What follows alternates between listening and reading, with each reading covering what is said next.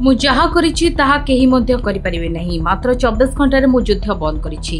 भारत एवं पाकिस्तान 24 घंटा समय देथिली। कथा न मानी युद्ध बंद न कले दुई देश उपरे टैरिफ लगाइबी बोली कहिथिली। उभय दुई देश युद्ध बंद करथिले। केवल सेतिकि नुहे 8टी देशर युद्ध बंद करिबारे मोर हाथ रहिछि।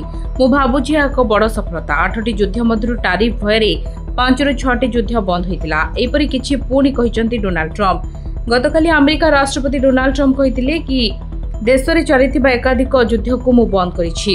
सबुठु बड़ कथा भारत पाकिस्तान युद्ध तांकर हस्तक्षेप पर बंद होइतिबा से कहिसंती। एई कथा को भारत संपूर्ण खंडन करथिला। वास्तव में भारत एवं पाकिस्तान युद्ध बंद हेबा सह डोनाल्ड ट्रम्पकर किछि मध्य लिंक नाही। अमेरिका राष्ट्रपति लगातार समान युक्ति बाढुचंती। से दुई देशर युद्ध बंद करिसंती। मात्र भारत पाकिस्तान उपरे आक्रमण करिबा परे पाकिस्तान निज आडू शांति पई कथा हेबो बोली कहितिला। परे दुई देश आलोचना करी समस्यार समाधान करथिले। भारत पहलगाम आक्रमणर जवाब देबाकू जे ऑपरेशन सिंदूर जोगे ए आक्रमण करथिला। तेबे एते सबु परे अनेक थर पाकिस्तान प्रधानमंत्री शहबाज शरीफ मध्य ए युद्ध बंद करबा पछरे ट्रम्प को श्रेय देउथबा देखा जाउछि। अनेपटे अमेरिका राष्ट्रपति युद्ध बंद करबा पई टैरिफ को एक उपयुक्त माध्यम कहबा सह विश्वर 5 ରୁ 6टी युद्ध टैरिफ कारणरू बंद होइतिबा कहितिले, जहा कि अनेक देश खंडन करिसंती।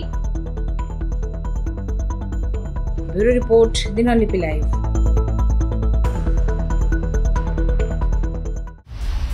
दिनलिपि लाइव को एबे ही लाइक शेयर सब्सक्राइब करंतु।